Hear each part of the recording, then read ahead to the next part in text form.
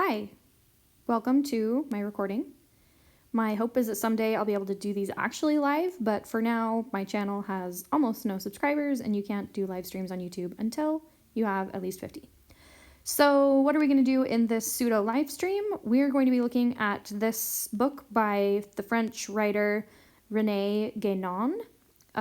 He was a philosopher, writer, Frenchman, born in the latter part of the 1800s, died in the 1950s, I believe.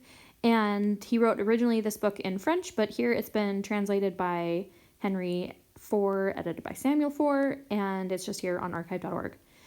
I want to go through this text, basically just doing a really close reading and talking about trying to examine what does this mean, because the language is dense. It was probably dense in the French, and the translation into English is also dense.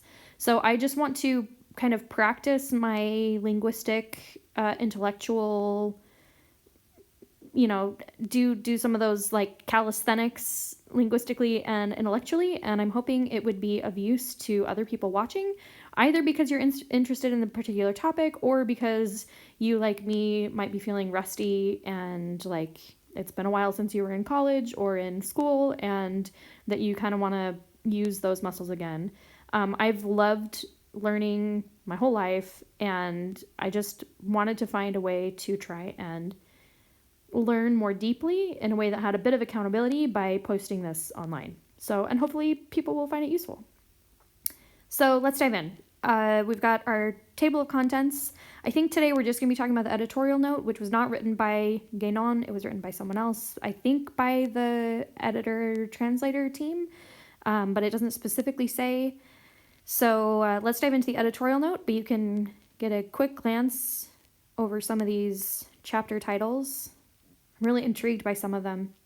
I've never heard initiation used as an adjective in so many of these different ways, like initiatic regularity, initiatic transmission, initiatic organizations. I think I have heard that.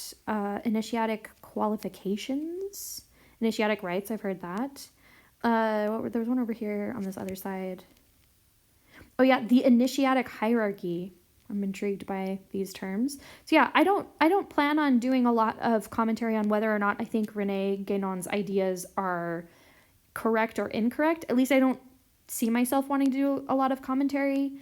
I might just quickly say I don't agree with or I agree with, but I'm hoping to mostly have this be a linguistic, that's not quite the right word.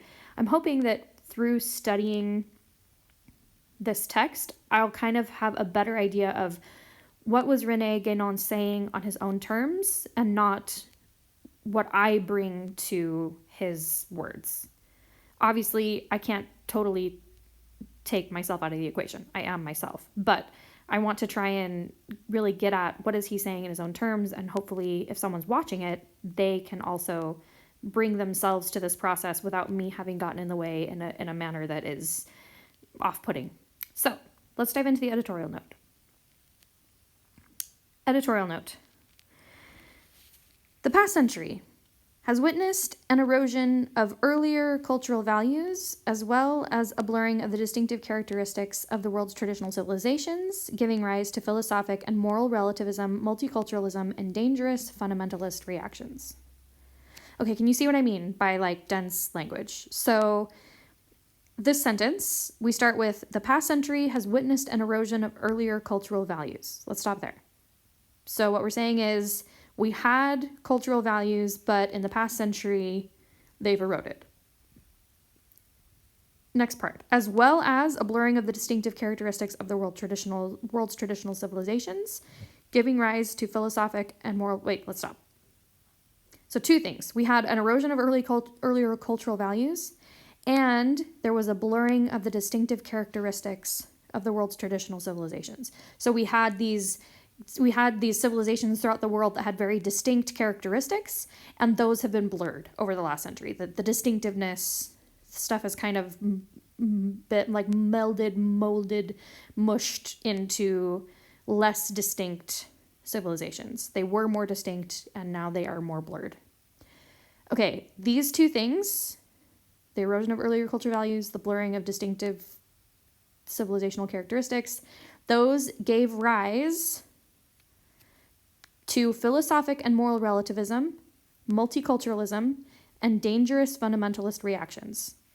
Okay, now I've heard all of these terms, moral relativism, multiculturalism, dangerous fundamentalism.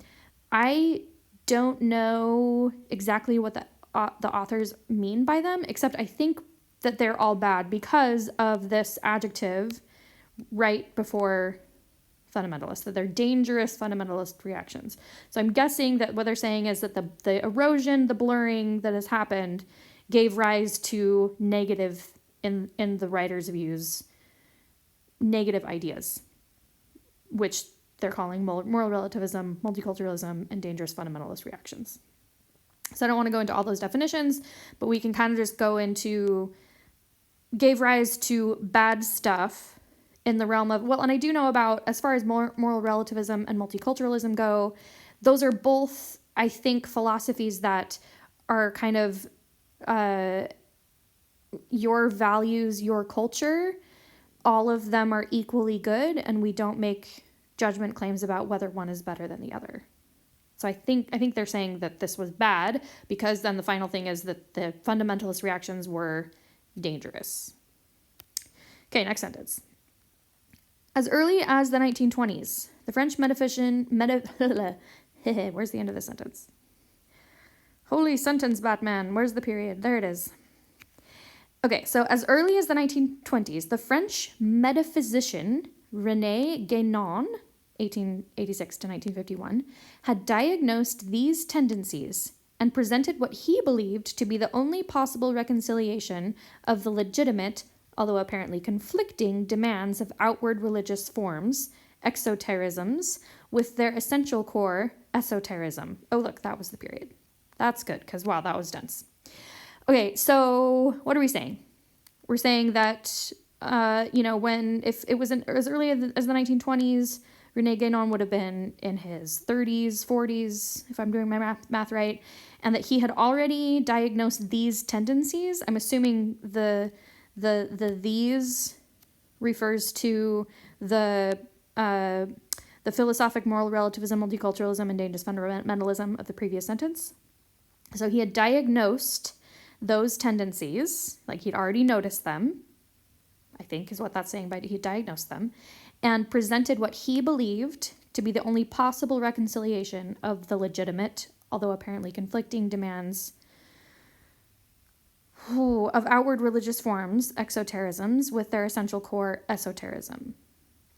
Okay, so... Oh, this is dense. So René Guénon had diagnosed the tendencies towards moral relativism, multiculturalism, etc. And then he also presented a reconciliation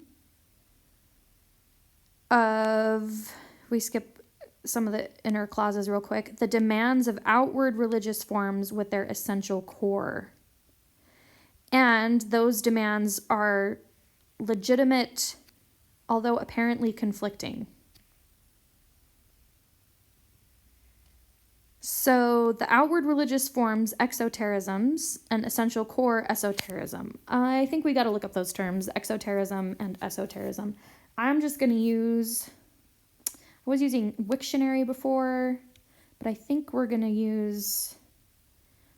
going to use Google for now. So let's just say define exoterism and see if we get anything useful. Exoterism, the outward forms that religion takes. The institutional aspects of faith and religion, such as rituals, moral precepts, and institutions. Okay, that makes sense. So, like, the outward visual aspects of religion, including things like ritual, like institutions, probably referring to, like the actual building and the people in them of a religion, any, like, religious orders that maybe are come about in a particular religion, things like their moral precepts. Okay, so then let's see what was it? Esoterism, ESOTER. Okay, let's just change the X to an S. Okay, so according to dictionary.com, esoterism is the state or quality of being esoteric, obscure, and only understood or intended to be understood by a small number of people with special and perhaps secret knowledge. Okay. Okay. So I don't know. Esotericism is I think esotericism. Esotericism is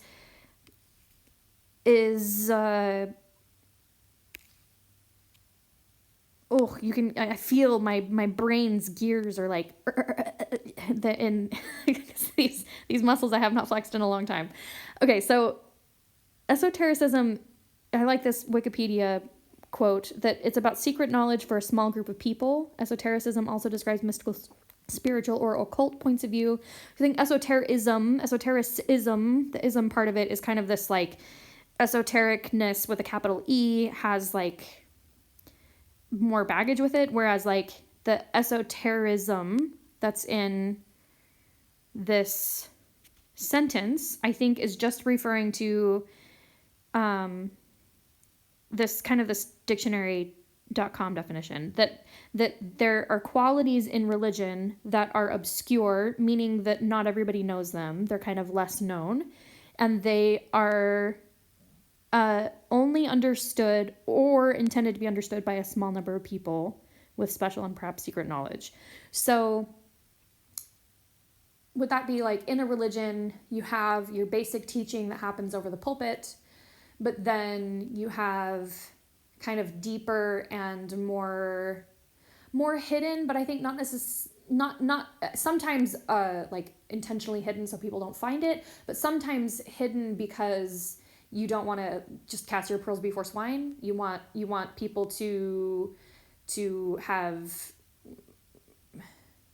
like some types of knowledge are hidden because they are like meant to be exclusive, and some types of knowledge are hidden just by the fact that you have to understand the basics before you can understand something more advanced.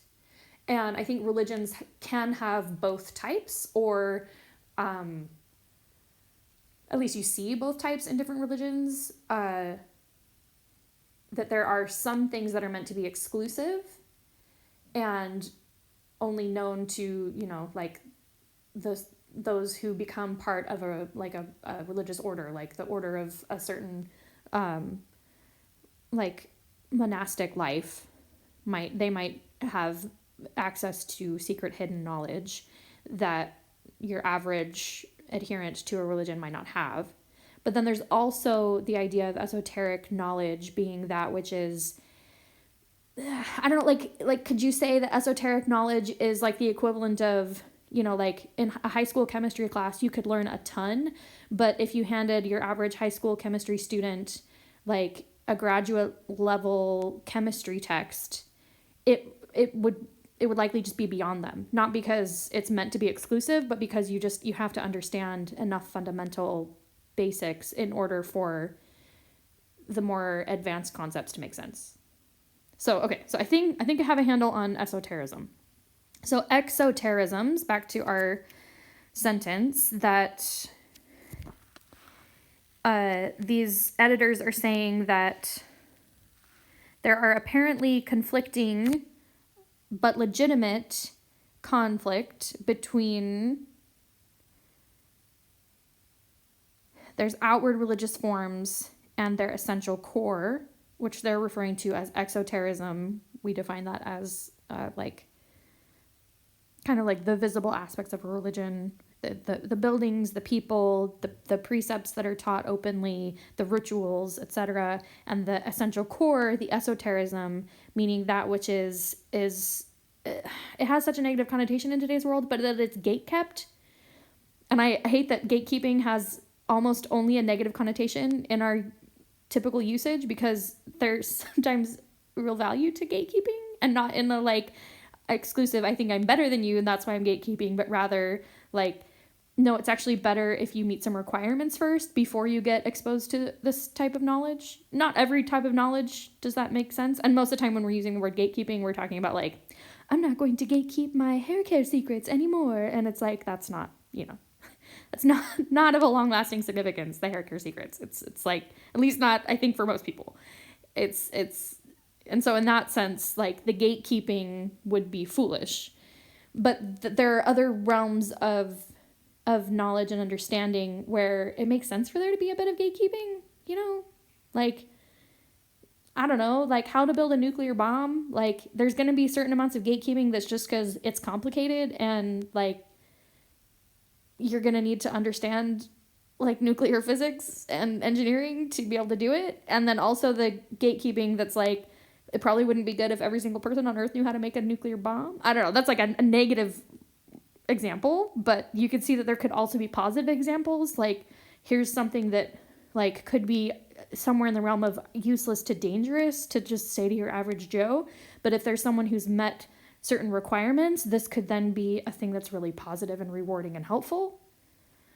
So yeah, anyways, I think we've kind of beat esotericism to death here, but let's go on. So basically, this sentence, if I had to put it in my own words, I'd say that René Guénon had been noticing the rise of multiculturalism, moral relativism, etc., and he also presented what he hoped was a way to reconcile kind of the inner secret knowledge of religion with its outward performances, I think. Okay, next sentence, which I think went down to that period I was at before. Okay. His works are characterized by a foundational critique of the modern world, coupled with a call for intellectual reform. Let's actually stop there because we have a semicolon. So his works, or I guess his writings, I think that's what we're referring to in his works, or the things that he wrote, that you can find this characteristic that they contain a foundational critique of the modern world. So he didn't like this stuff that the authors had been saying were going on through the past century. And he also wrote about a call for intellectual reform. Hopefully, I'm guessing probably as a way to solve the critiques of the modern world, or at least maybe to help. Okay, let's keep going. A renewed examination of metaphysics, the traditional sciences, and symbolism with special reference to the ultimate unanimity of all spiritual traditions. Okay, let's stop there. So I think this is basically defining what his intellectual reform was about, that the intellectual reform would be brought about by a renewed examination of metaphysics, the traditional sciences, symbolism, and a special reference to the ultimate unanimity of all spiritual traditions. So I'm guessing what they're saying is that René Guénon had this idea that all spiritual traditions have some unanimity. There's something that brings them all together, that unites them all. And that he also was writing about that. Okay, let's see if we can finish out the sentence. And finally, a call to the work of spiritual realization. Oh, look, there's a period right there. I don't know what that means. And I'm guessing it's not a French term that Guénon would have used, but I don't actually know. Spiritual realization is very, I think it's very like New Agey religion speak nowadays. It maybe wasn't when these editors were writing this editor's note, but I don't know what it is beyond that. I don't think if we look it up in dictionaries, it's going to help us. So I'm going to skip that for now. Despite, how do we highlight? This would be a lot easier with a mouse. Despite their wide influence, translation of Guénon's works into English has so far been piecemeal. Okay, so apparently, according to the editors, Guénon's works have had wide influence, but they haven't really been translated into English. That's the easiest sentence we've had so far. The Sophia Perennis edition is intended to fill the urgent need to present them in a more authoritative and systematic form. Okay, Sophia Perennis, I think, is the publishing company. So the Sophia Perennis edition, this publishing company that had published this edition, is intended to fill the urgent need to present them in a more authoritative and systematic form. I don't understand that. I mean, I understand it, like, but why say it? Like, maybe to justify this edition? But I thought the issue was that they hadn't been translated into English. Maybe they're also saying that there was an issue with that which had been translated into English in a piecemeal way. This is a more authoritative and systematic form. Yeah, that would make sense. That, like, if Guénon's works had only piecemeal, only bit by bit been translated in English, now this edition is trying to help it be, like, more systematic, maybe more complete, authoritative, in that it's more, maybe, like, people who are really good at translating from French to English, maybe people that are good at translating French to English who understand the metaphysical arguments, so they're better at translating, so that makes it more authoritative. I don't know, I'm just guessing what that might mean, that it's more authoritative and systematic. A complete list of Guénon's works given in the order of their original publication in French follows this note. I don't think that needs a lot of explanation. The present volume, struggling with my highlights. The present volume, first published at the close of World War II, is based on a series of articles on initiation originally written between 1932 and 38 for, sorry about my French, Le Voile d'Isis, later renamed Études Traditionnelles, Traditionnelles. Not gonna get that one Frenchly. Yeah, I think that sentence is pretty clear. Originally, this was a series of articles. They were called this, later renamed this, and now it's a present volume called Perspectives on Initiation, at least the English version. Initiation is presented as essentially the transmission by the appropriate rites of a given tradition of a spiritual influence. Okay, so I don't know if this looks like a definition of initiation according to this writing, and I don't know, is that kind of a restating of one of, like, Guénon's definition, or, like, his definition of initiation? Is this description, the description being that initiation is essentially transmission by the appropriate rites of a given tradition of a spiritual influence, is that Guénon, or is that the editors reading a lot of Guénon and kind of saying, we looked at the patterns and we feel like this is what he's saying initiation is? I don't know. I guess we'll find out as we read along. But what they're saying is that how Guénon initiates or presents initiation is that it's how you transmit spiritual influence, and you transmit that spiritual influence by the appropriate rites of a given tradition. RITES is a version of rites that we don't use, I think, nearly as often in our common parlance. Rites meaning rituals. So that spiritual influence is transmitted by rituals in a given tradition, and that's what initiation is. It's that transmission of spiritual influence. So we'll see. We'll see if this is this kind of explicitly defined as such by Guénon, or is that the editor's definition based on what they read of Guénon. I'll be interested to see. This transmission is precisely the beginning, initium, that looks like Latin, of the spiritual journey, and is indispensable for the one who wishes to embark on a spiritual way. So what the editors are saying is that the transmission of spiritual influence, which was done by the appropriate rituals, is the beginning of the spiritual journey, and if you want to embark on a spiritual way, it's indispensable, meaning you have to have it. The work is unique in giving a comprehensive account of both the conditions of initiation and of the characteristics of organizations qualified to transmit it, and has led to some controversy regarding the distinction it draws between the initiatic and the mystical paths, which some believe to be one and the same. We're struggling with highlights. You get what we're talking about. So let's go back. So the work is unique because it talks about the conditions of initiation, basically like what makes an initiation an initiation. and the characteristics of organizations qualified to transmit it. So characteristics of organizations, probably religious organizations, I'm guessing. And those characteristics of specifically the religious organizations that are qualified to transmit that spiritual influence. And this work, apparently, has led to some controversy regarding the distinction it draws between the initiatic and the mystical paths, which some believed to be one and the same.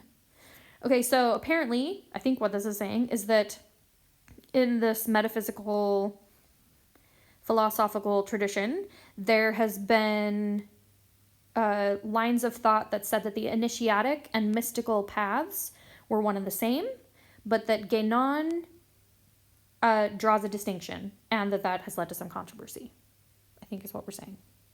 Whoop. Related articles were later published in 1952 in the posthumous collection Initiation and Spiritual Realization. Okay, I don't think that needs a lot of discussion. Okay, Guénon frequently uses words or expressions set off in scare quotes. I love the term scare quotes. I don't know where that term comes from, but like, whoa, scary. I think what it means is that the quotes are, they kind of put a little bit of distance from the writer and the idea if you put it in scare quotes. Again, I don't know why they're called scare quotes, but yeah. So apparently in like the original French, Guénon used scare quotes a lot. To avoid clutter, single quotation marks have been used throughout. Okay, so as opposed to, this is just like a typesetting typology kind of thing, where they're going to use single quotes rather than double quotation marks, single quotation marks. As for transliterations, Guénon was more concerned with phonetic fidelity than academic usage. Okay, so, and this is, I've studied enough languages that don't use the Latin alphabet to know that, like, I don't know, in some cultures, the transliteration into the Latin alphabet ends up being pretty universal, and in some languages, it's like anyone's game. Like, it seems like Hebrew is this way. Hebrew is, whenever it's transliterated, it's like anyone's guess as to which Latin letters we used for this Hebrew letter. Like, one person hopefully will be consistent, but across different people, it can be wildly different what's considered like academic usage. Anyways, the system adopted here reflects the views of scholars familiar both with the languages and Guénon's writings. So they're just talking about what they did for their transliteration. And sometimes that can be really useful, because if you don't know a language, I don't know, I'm just thinking of the word like chesed in English, or in Hebrew.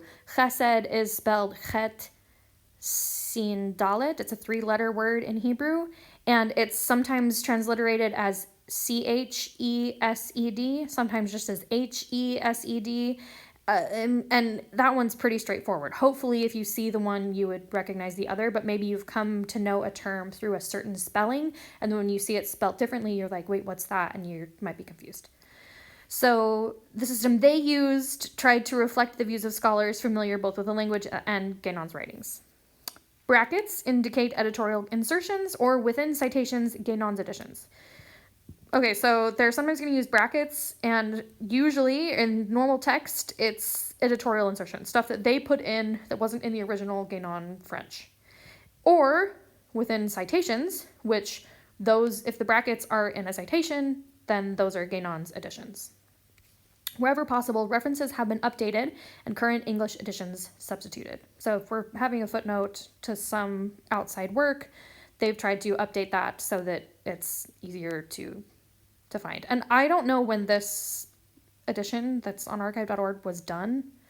I don't think there was like a title page with a date on it. Yeah, no date. So I don't know like how up to date it is for now, but at least when the authors or the editors, translators did this edition, it was trying to be up to date. Final paragraph. The present translation is based on the work of Henry IV, edited by his son Samuel IV. The text was checked for accuracy and further revised by Patrick Moore and Marie Hansen. Okay, so some additional editors. For help with selected chapters and proofreading, thanks go to John Reese and John Champeau, and for final reviews to Brian Latham and John Herlihy. A special debt of thanks goes to Cecil Bethel, who revised and proofread the text at several stages and provided the index. Okay, so just a little bit of thanks goes to type of paragraph. Okay, so that ends the editorial note. I think next time I will start diving into this preface. I don't want to spend time on the works of this listed works of René Guénon. I think we're going to dive right into the preface, and we'll see how long that takes us. Anyways, thanks for watching. I hope you have a wonderful day. Have courage and be kind.